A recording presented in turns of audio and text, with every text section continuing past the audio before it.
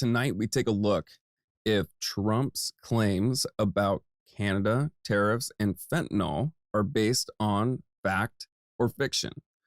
We will play some clips from different sources, Fox, MSNBC, CBS, and we will play some clips from these different sources and analyze them.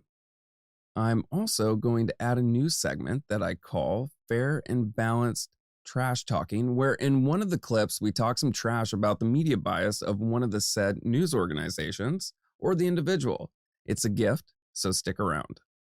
Please don't forget to like, share, subscribe, and hit that notification bell for more. Also, please follow us on Spotify and visit the website to speakonline.com for articles and more. Let's get to it.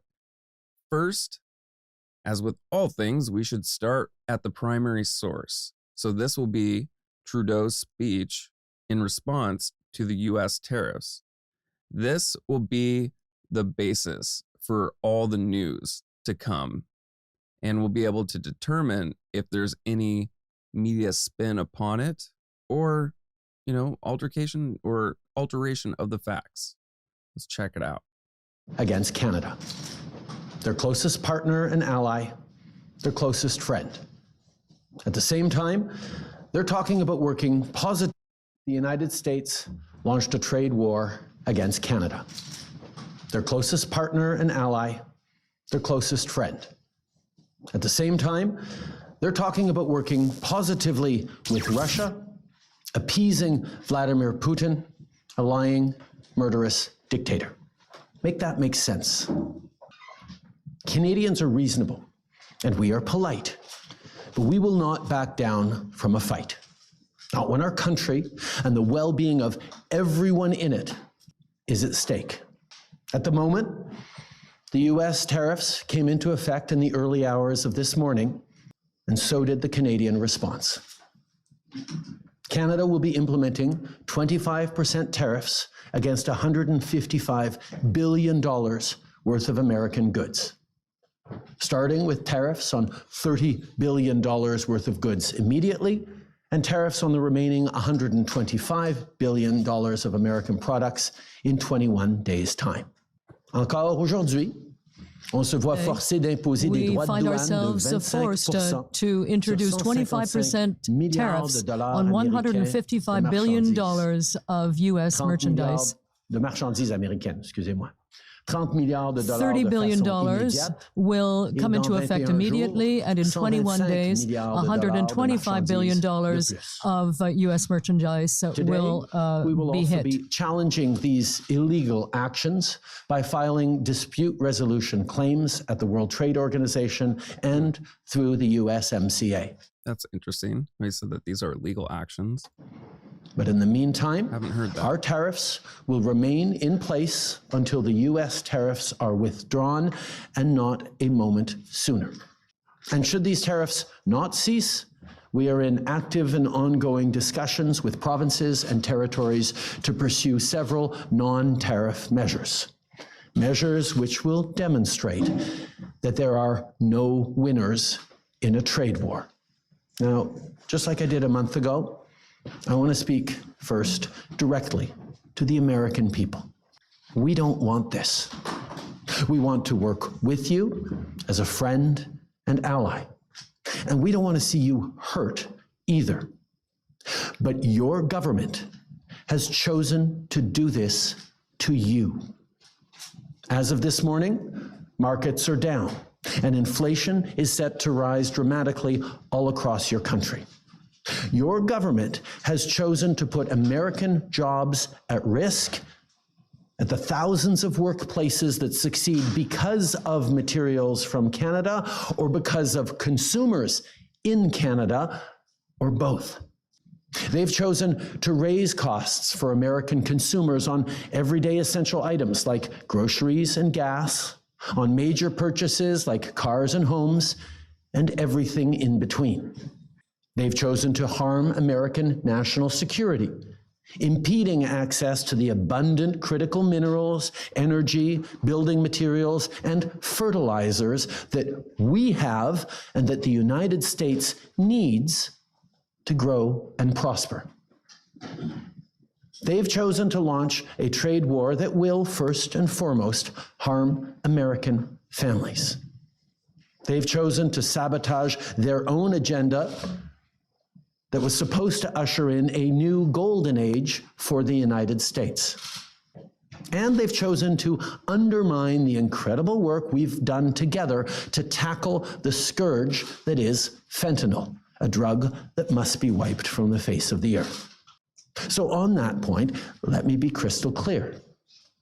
There is absolutely no justification or need whatsoever for these tariffs today. Now, the legal pretext your government is using to bring in these tariffs is that Canada is apparently unwilling to help in the fight against illegal fentanyl. Well, that is totally false. Let's look at the facts. Our border is already safe and secure. Far less than 1% of fentanyl flows and less than 1% of illegal crossings into the United States comes from Canada. But we acted because we know we can always be safe and secure. Far less than 1% of fentanyl flows and less than 1% of illegal crossings into the United States comes from Canada. But we acted because we know we can always do better. We responded to concerns, including from the president, by implementing an ambitious $1.3 billion border plan. A border plan that includes generational investments in new AI and imaging tools to stop the flow of fentanyl in its tracks, stronger coordination and information sharing with American agencies, along with the deployment of drones, helicopters, and additional personnel to keep our border secure. Now, a month ago, as part of an agreement with the United States that paused the tariffs, we made further commitments. We appointed Kevin Brasseau as our fentanyl czar, a man who dedicated his multi-decade career in law enforcement to combating organized crime networks and drug trafficking. We designated 7 drug cartels, sick, evil groups who cynically profit off the pain and suffering of people on both sides of the border, as the terrorist organizations that they are. And just yesterday, we launched a new joint operations partnership supported by a $200 million investment between Canada's security and law enforcement agencies, a partnership that will enhance the coordination of information and intelligence in order to thwart criminal gangs involved in the illegal fentanyl trade. And critically, our actions are working. As the U.S. Customs and Border Protection just acknowledged, there was a 97% drop in fentanyl seizures from January compared to December, to a near zero low of less than half an ounce seized in January. Wow. Even with all the further enforcements and actions we've taken at the borders. In sum, we stepped up. We engaged closely and constructively with the president and his administration. We did everything we promised. We stuck to our word. And we did it because we believe in working together to protect our citizens. Now I want to speak directly to one specific American, Donald. In the over 8 years you and I have worked together, we've done big things. We signed a historic deal that has created record jobs and growth in both of our countries. We've done big things together on the world stage, as Canada and the US have done together for decades, for generations. And now we should be working together to ensure even greater prosperity for North Americans in a very uncertain and challenging world. Now, it's not in my habit to agree with the Wall Street Journal, but Donald, they point out that even though you're a very smart guy, This is a very dumb thing to do. We two friends fighting is exactly what our opponents around the world want to see. And now, to my fellow Canadians, I won't sugarcoat it. This is going to be tough, even though we're all going to pull together, because that's what we do. We will use every tool at our disposal so Canadian workers and businesses can weather this storm. From expanding EI benefits and making them more flexible to providing direct supports to businesses, we will be there as needed to help. But Canada, make no mistake, no matter how long this lasts, no matter what the cost, the federal government and other orders of government will be there for you. We will defend Canadian jobs. We will take measures to prevent predatory behavior that threatens Canadian companies because of the impacts of this trade war, leaving them open to takeovers. We will relentlessly fight to protect our economy. We will stand up for Canadians every single second of every single day because this country is worth fighting for. Les derniers mois The recent months have been stressful, and in fact, among businesses, time, had a number of opportunities to work with Canadians, have supported our small business, my country, and my compatriots. And yet, together, ability to be relying on each other. Now, we've been through tough spots before. But every time we've faced long odds and seemingly insurmountable obstacles, we've not only survived, we've emerged stronger than ever. Because when it comes to defending our great nation, there is no price we all aren't willing to pay. And today is no different. Merci beaucoup, mes amis. Nice. They've chosen to harm American national. Okay. That was good. So throughout this, what I do is I write down the claims and think of questions to ask that would be important to consider. Some key things that I took from this were that there were 30 billion of tariffs enacted by Canada and that there's more to come. There are claims that this isn't a legal action and that he's going to be filing something against the US, it sounds, with the World Trade Organization. This is interesting. I haven't heard this in the news. A few things on rhetoric. He's a very good diplomat. Did you notice how he was speaking to the American people directly? And he framed it as the government is doing this to you, not necessarily Trump. That is really important when it comes to diplomacy. For example, he said the quote unquote, they've chosen rather than that single one person. Also noted that there is no justification or need for these tariffs today, that the pretext for this is completely false, suggesting that there is something behind this, some other type of motivation or intention. He gave a lot of information on how the border is safe and secure. One key point, less than 1% of fentanyl came across the border. And it is amazing, near to or less than a half an ounce was taken or caught coming across the border. That is amazing.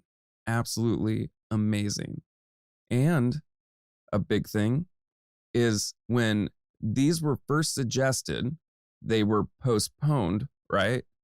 But when they were first suggested, the claim was you need to get your stuff together when it comes to border crossings of drugs and individuals. They were postponed, given them time in order to address that. And he listed significant amounts of things that they have accomplished to address that issue, which then you have to ask, okay, they have made an effort, putting in millions of dollars, hiring individuals, putting, people into places that should be, and even creating new institutions in order to address this issue. So, have they fulfilled their end of that bargain? And if so, why are we still enforcing this? Again, gives credence to his comment saying that the pretext for this is completely false. Next up, some might say, and I expect the media to put a spin on this, when he used his first name to address him rather than President Donald Trump, he addressed him as Donald. Now, some may say that this is disrespectful. I would claim it is not, due to how he framed this conversation. In the beginning, he used they, the government, to say these people are doing it to you. That would include President Trump, although it was more of a sleight of hand implying it. Now, when he addressed the president specifically, he framed that conversation as an interpersonal one, quote unquote, we two friends. As a friend, you don't put that modifier, before the name. It's not Mr. or Dr. or President in this case. It is a first name basis. And that's important because it's more intimate, it's more interpersonal, and you very much behave differently and communicate differently to people in different ways, especially those in authority. I think that's very important to note. Another thing he mentioned, considered this a trade war and predatory behavior. He mentioned other sources to justify his feelings, such as the Wall Street Journal, lends credence to his claims. And I liked how he threw in a bit of a nationalist tone to Canadian unity. I think they should go for it. They are a bit too polite. I loved this one guy. Maybe I could find a clip of him. He was awesome. He was definitely pulling a card out of Trump's hand in how to approach this. If you've seen the response from the Canadians, they loved it. And it shows just how good that works, how that approach works. Hey, this is what we're going to do. We're going to shut off the power. Don't care if you like it or not. That's what's going to happen. I think it's awesome. And a lot of the comments were U.S. individuals in support of this, which is amazing. I find that absolutely amazing. It speaks to a lot of what's going on. So we got a good list of claims. Now let's look at another source. Ooh, is it time to talk some trash? I think so. Let's do it. Yesterday. And here's one of the things he said. Well, Donald Trump backed. All right. So this is from MSNBC, The Last Word, whatever, dude. And the title is Lawrence. Canada's Trudeau humiliates cowardly Trump who backs down on tariffs. Again. All right. So this is apparently at a later time. First thing, I gotta do this right. It's time to talk some trash. Let's get to it. Look at this title. Lawrence, Canada's Trudeau humiliates cowardly Trump who backs down on tariffs. Is this going to be a fair and balanced consideration of what the hell is going on? No, this is not news, and I expect every word out of his mouth to be stupid. Just opinion. Let's get to it. Down today. It doesn't happen every day. But because Donald Trump is actually, by far, the most cowardly president we have ever had, who's pretending to be a tough guy. So right there, right, he's attacking him personal. It has nothing to do with what the hell is going on. It's just, these shows, they're just a waste of time. All they're for is to just go there and get your fix of what the hell you want to hear. It's all it is. And it sucks that it's framed as news because it's not. This is just like, oh, hit me with what I want. Oh my God, I love it. I love to hear it. Yes. He has backed down in his first presidency and now in this one more than any other president has done it. He backs down within a day of making decisions, pulls them back. Donald Trump backed down today and no one was surprised. There are people who get it, bro. Get it with that square jawline of yours. Such a badass. Have to make their living based on knowing when Donald Trump is going to back down. They include the richest people in America and their day-to-day investment practitioners on Wall Street. Wall Street. His skin is way too smooth for his age. I mean, look at that. Look at that. It's like polish. It's ridiculous. No smooth skin effect on a camera is going to have that effect. Like they're packing it on him. Knows that Donald Trump is a packing it on as much as his bullshit. Logical liar, which everyone knows. And Wall Street knows that Donald Trump doesn't understand anything about economics. Nothing. Wall Street has been listening to Donald Trump very carefully for years, and they've never once heard Donald Trump accurately describe what a... You notice how he's just talking about these institutions? Wall Street said this. Wall Street said that. Who the fuck is Wall Street? I mean, who the hell are they? You got a quote? I'd love to hear it. I mean, is there an specific address like Wall Street 123 that it's coming from? Such BS. Tariff is. The truth of tariffs forced Donald Trump to back down today. Wall Street knows that Donald Trump lies every time he talks about tariffs. Everyone on Wall Street knows that no foreign country has ever paid an American tariff and never will. Wall Street knows the only people... I don't believe that's true. I'm going to look into that. Let me write that down. People who pay Trump tariffs are people in the United States who pay for imported goods, like, say, coffee. Unless you're one of the lucky ones who has tasted the very small batch and very expensive coffee grown in Hawaii, not one drop of coffee you have swallowed in your life came from an American coffee bean. Oh my God. Oh my God. Every ounce of coffee you have swallowed. From this point forward, your morning is going to be totally screwed. Just give it up. Don't go to work. Boycott everything. From another country. According to Donald Trump, the United States of America. All right, 2 minutes is all I can take of that. All I can take. One idiot. Moving forward, we'll try and get something good out of that. He made a claim like U.S. It was like U.S. has never paid or enforced tariffs, I think. Yeah, I think that's complete BS. I don't like him.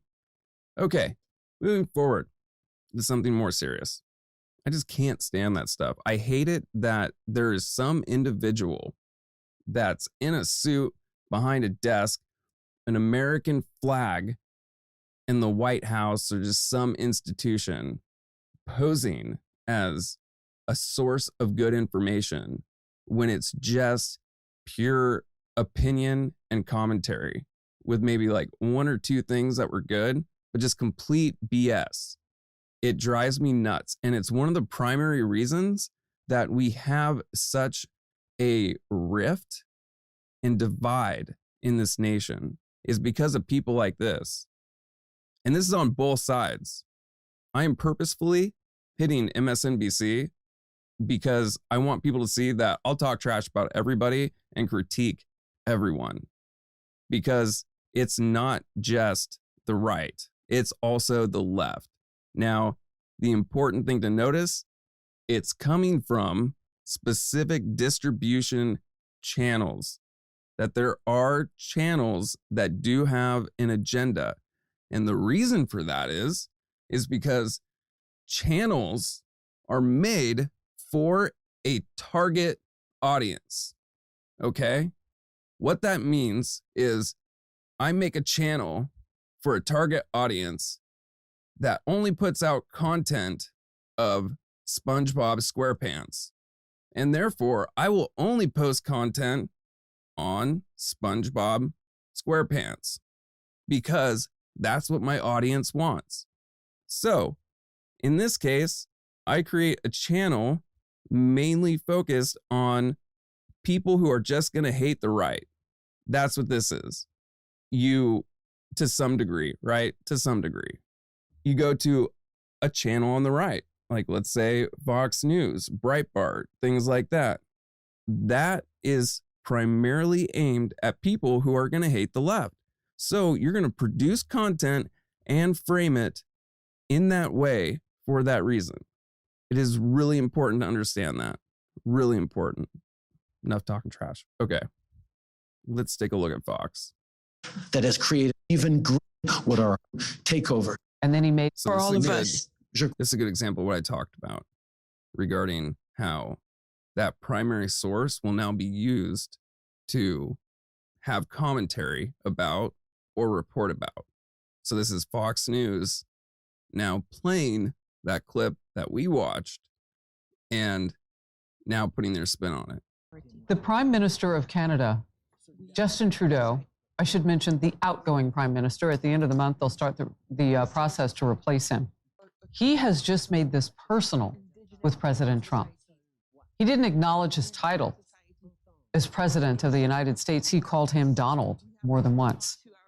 He said, he said, you are a very smart person, but this is a dumb thing to do, paraphrasing that first part. We two friends fighting. And then he made the point that the world is watching and that this fight between him and who he called Donald is not good. Now, we are fortunate because while she walked away for just a moment dealing with this kind of thing at the State Department, we have back now State Department spokesperson Tammy Bruce. Tammy, what is this going on? Is Canada already feeling this? Are we already feeling this? I'm watching the Dow. We are a little bit. Look, we know that President Trump is a man who makes deals. We know that there are results to the choices he makes. Clearly, this needed to happen. I don't know when it comes to the Prime Minister's attitude about how this was a dumb thing when he also announces that they now have to have a fentanyl czar and they're focusing on the border and they're actually taking actions that deal with a major problem that our nation has faced as a result of fentanyl coming over that border. And his actions clearly indicate that that was something that needed to be addressed. So for both Canadians and the American people, this is important. And it also shows, certainly for the United States, a nation that is back, that we are focusing on the details of the lives of regular people that are impacted here. Remember, in the first term, he really talked about the forgotten man and woman. And this is part and parcel of that dynamic. The president is not afraid to do what is necessary. He knows the American people understand because he is a great communicator. You're going to hear more of that transparency tonight. But we also have in Marco Rubio, via the president's inspired choice, a diplomat who understands why this is occurring, who agrees with the nature of what needs to happen, and is the person who goes and talks face to face with our allies and our partners who have experienced years under the Biden administration without any real need to address any problems. But America is back, and that means we are partners now that must be taken seriously. And I think that it's unfortunate, but he is leaving. For him to be taking the attitude he has taken toward the president, respect is important, as of course President Zelensky learned. The issue of respect is important on the world stage. And if the prime minister was concerned about what our enemies are seeing, it's ironic that he is saying that at a press conference. But we all have a different way of adjusting. But the Americans will benefit from this in the long run, which is why it's occurring. And frankly, so will the Canadians. It's a time when we look at what has perhaps gone wrong, what needs to be fixed, and we have a leader and certainly an American administration that understands all of those aspects and understands the vision and the impact of President Trump's actions. Look, I looked down, I was taking a few notes as he was talking, and you really touched on something. He basically has nothing to lose, Justin Trudeau, because this is not the play of a winner. Calling yes. the president of the United States by his first name and likening them like they're the same at this point. He's got nothing to lose, Trudeau. Well, this is about, for him, perhaps personality. He's been the prime minister for a while. He was elected in, right? The Canadian people make their choices about who they want to be leading their nation. But the world has changed, and it has changed based on America being back. It is a renewal of the American dream, which is what the theme will be at tonight's speech. But part of that renewal is reinforcing our relationships. Look, sometimes you have to have difficult conversations with your friends because something's going wrong or you want to be able to help. And this is the nature of our own neighbors and friends, whether it is in South and Central America and reaffirming those relationships, or certainly to the north of us with Canada. We're going to listen in one more time.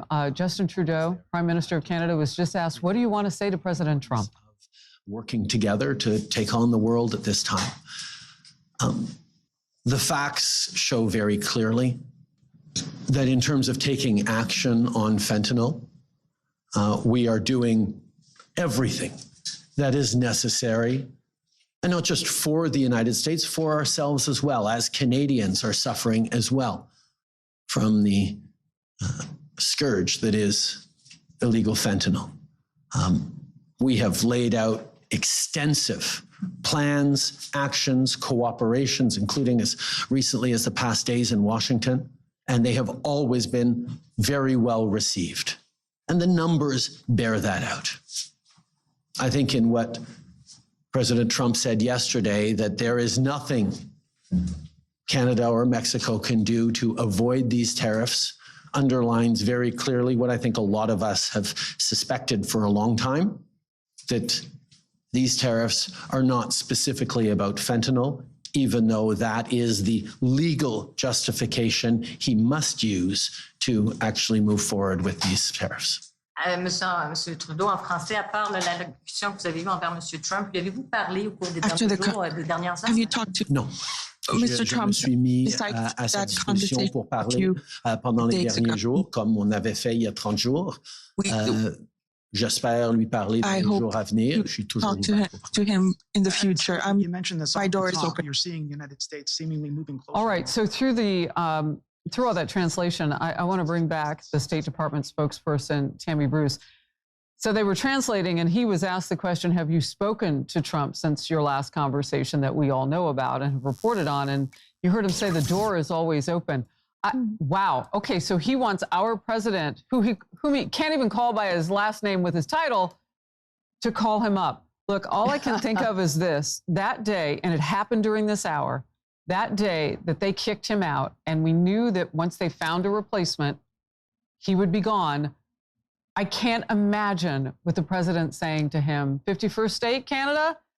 That's what he's focused on. It feels personal. This doesn't help Canadians. And well, it doesn't. And yet he also admitted that the fentanyl situation is a scourge and that they've taken more actions, as we had talked about earlier, but there he repeated that, and then dismissed President Trump's actions on tariffs as a legal mechanism. You see, Canadians and Americans can see the difference in if what someone is saying is really transparent, if it is personal or if it's about them.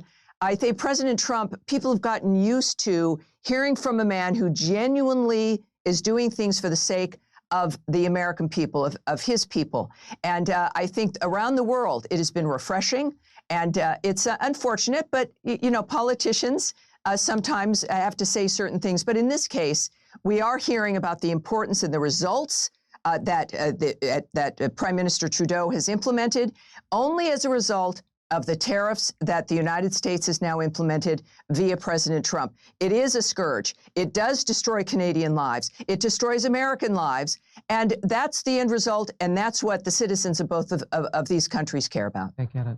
Look, at the State Department right now, to have you on is really important at this moment, because this is what you in part are working on today, and all of that filters into your day. We get first reaction from you, Tammy Bruce, and we are appreciative. Thank you, ma'am. Thank you. Good stuff. So here's some things that we got from that. Right off the bat, I want to note the title. It says, Breaking Trudeau Rips tariffs as predatory. Donald, this is a very dumb thing, in quotations. Now, the first comments made by the individual who was giving commentary was she framed it as it was making it personal and that he didn't use the proper title when speaking about him.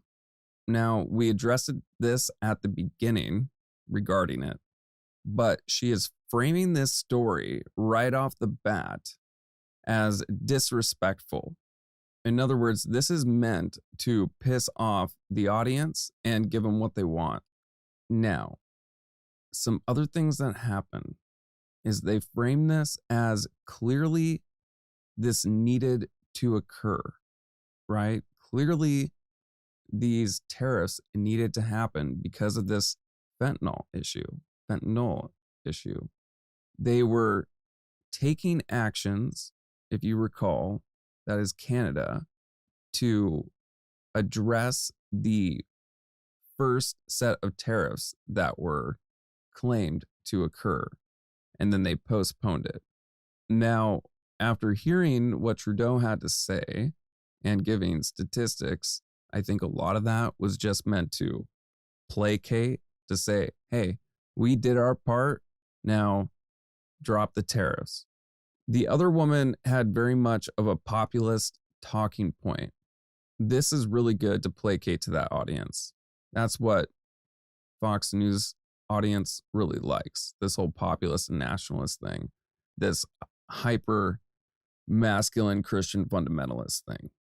The speaker obviously had one side that she was focused on pushing. She didn't have two, counter perspectives on. I am glad that they played that clip at the end, because obviously his message counters that other woman said.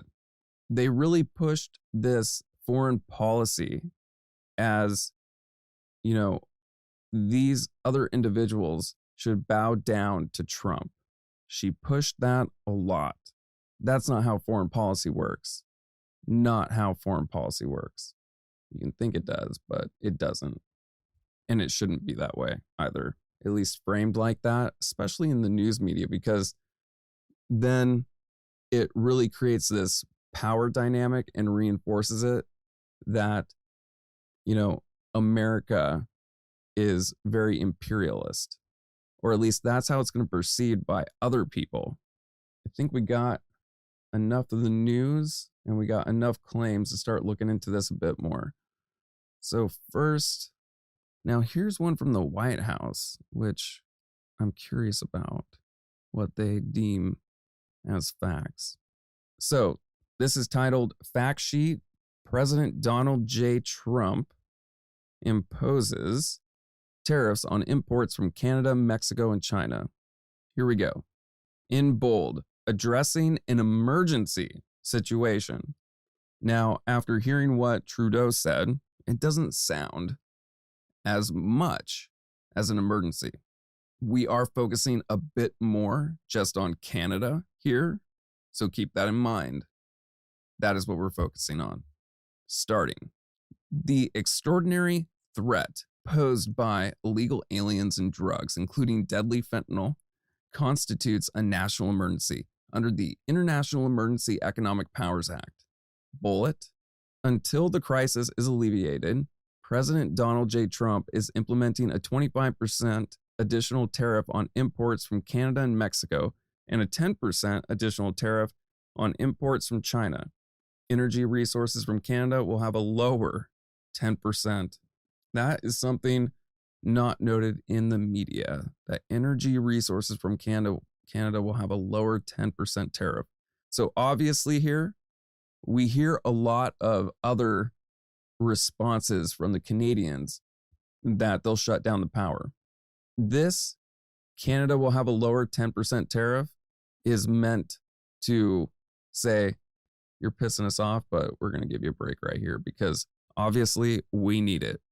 President Trump is taking bold action to hold Mexico, Canada, and China accountable to their promises of halting illegal immigration and stopping poisonous fentanyl and other drugs from flowing into our country. The orders make clear that the flow of contraband drugs like fentanyl to the United States through illicit distribution networks has created a national emergency, including a public health crisis. Chinese officials have failed to take the actions necessary to stem the flow of precursor chemicals to known criminal cartels and shut down money laundering by transnational criminal organizations. In addition, the Mexican drug trafficking organizations have an intolerable alliance with the government of Mexico. The government of Mexico has afforded safe havens to the cartels to engage in the manufacturing and transportation of dangerous narcotics. Poses a national security threat. There is also a growing presence of Mexican cartels operating fentanyl. So we can see throughout this that it is framed completely as you got to stop the drugs. Otherwise, we're going to shut it down. We're going to impose this because of the illegal aliens and drugs. This means they have to push this narrative. This is what it's riding on. So, what happens if the truth comes out that it's not based on this, that there is no justification of it? So you're going to hear on the right-hand side, on Fox News and other things, we need this. We need this in order to protect us from these threats posed by, quote, illegal aliens and drugs.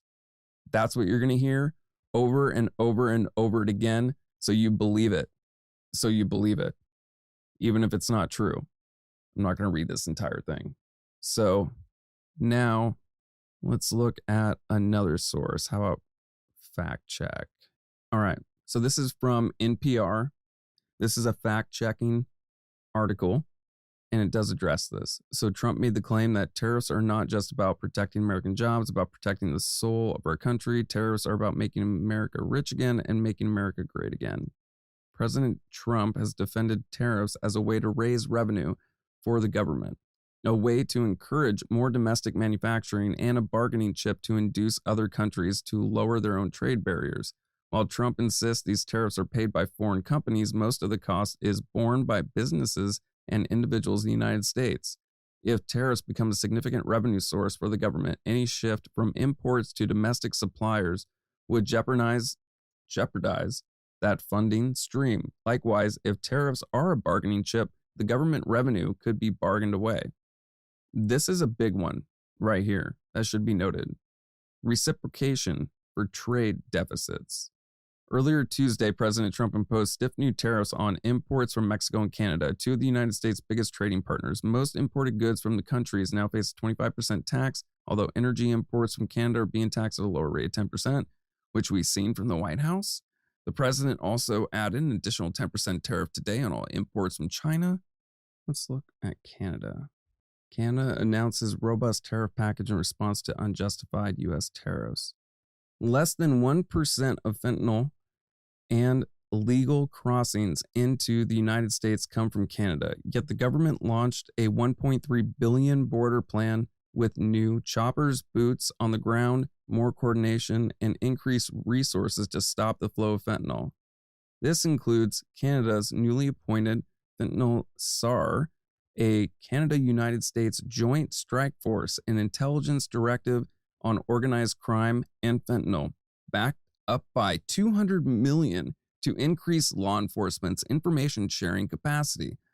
The listing of 7 transnational criminal organizations largely responsible for fentanyl pouring into our communities, and the launch of a new intelligence partnership made up of key players from Canada's big banks and law enforcement.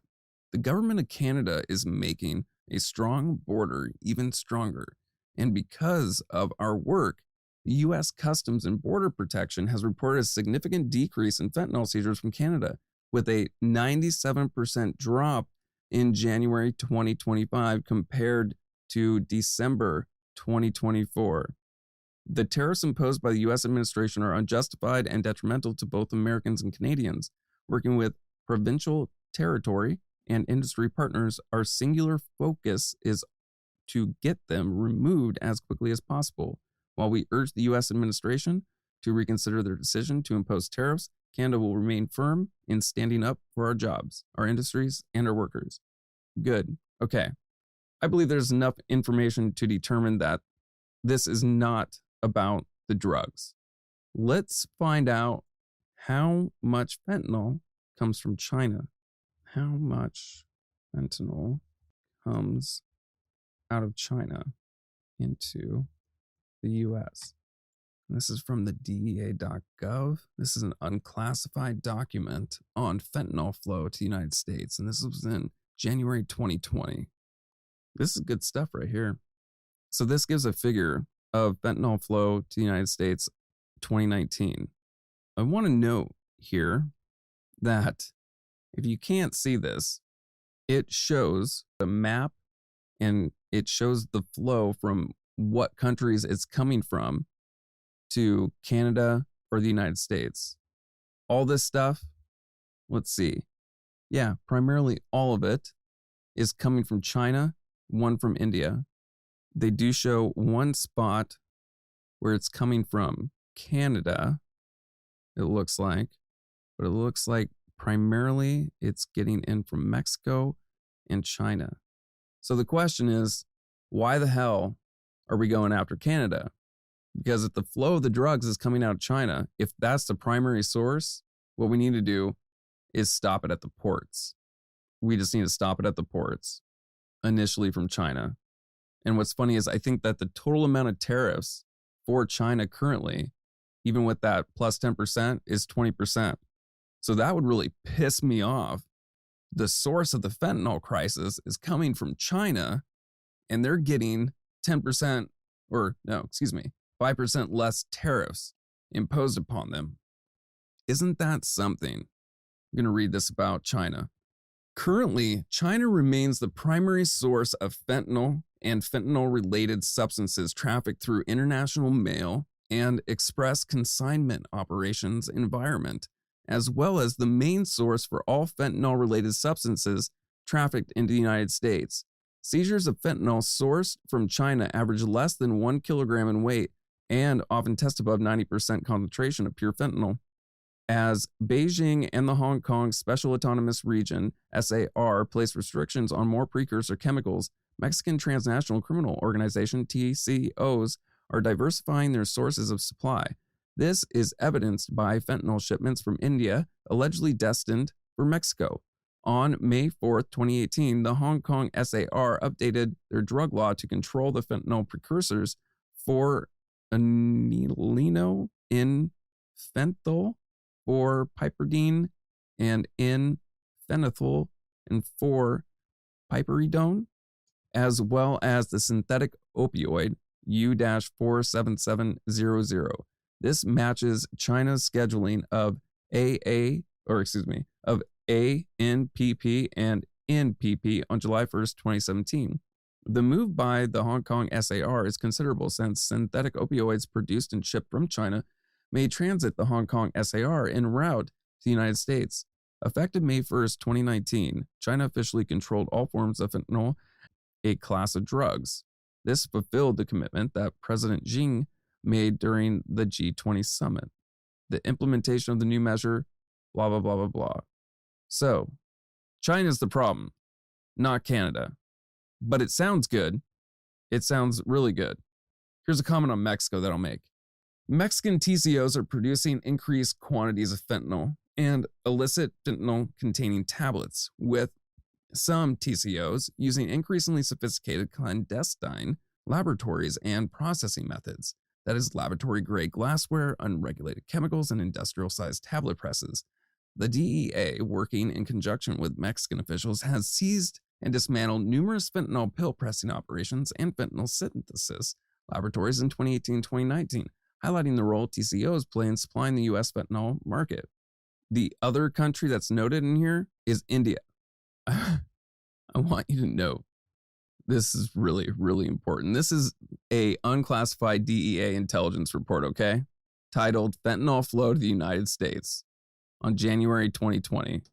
They only list three countries, and it's China, Mexico, and India. So I ask you, Is Canada the problem, or is it complete BS? I would say it's complete BS and about something different. Because even the DEA don't care about Canada. All right, moving on. So we've determined that it's not about fentanyl. That is clear. One thing I do want to do is I want to read to everyone what a tariff is. Because a lot of people say this word and don't have any idea what the hell it is. This is done a lot. And this is just done in like academia in general. When you step into a specific field, there are different word choices that mean different things specific to that field. Jargon, it's different than colloquial use. So I'm just going to read. What is a tariff in simple words? A tariff is a tax on imported goods or services. Tariffs are a form of trade regulation that governments use to protect domestic industries, generate revenue. How do tariffs work? Tariffs are paid by the importing business to the government of the country where the goods are imported. Tariffs can be based on the value of the imports or on a fixed amount per item. Tariffs can also increase after a certain amount of imports is reached. What are the effects of tariffs? Tariffs can make imported goods more expensive than domestic goods, which can encourage consumers to buy domestic products instead. Tariffs can reduce the quantity of goods and services available, which can hurt businesses and consumers.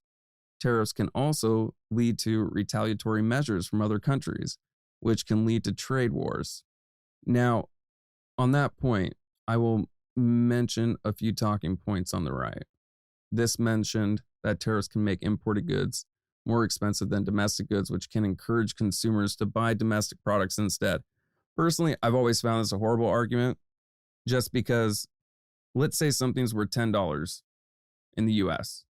Something coming into the US, the same product costs $8. We impose something like a $2 tariff, the equivalent to that, making it $10 as well. Why wouldn't you just increase the amount of the US product to $11 and say it's inflation? That is what really happens because businesses have their own self-interest at heart.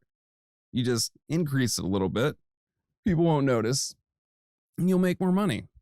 Works out great. It works out great. Okay, so we went over points about framing. What's a tariff? What is the actual problem? How little amount is coming from Canada? Well, how long? It's been an hour. Talk some more trash about TikTok. That would be good. I think we're going to call it good today. I think we covered a lot. There is so much to discuss in this topic. So much to discuss. Just because you can conjecture about so much, and you're going to get that a ton in the media on the left and the right about, it's about this and it's about that. I would suggest taking that with a grain of salt.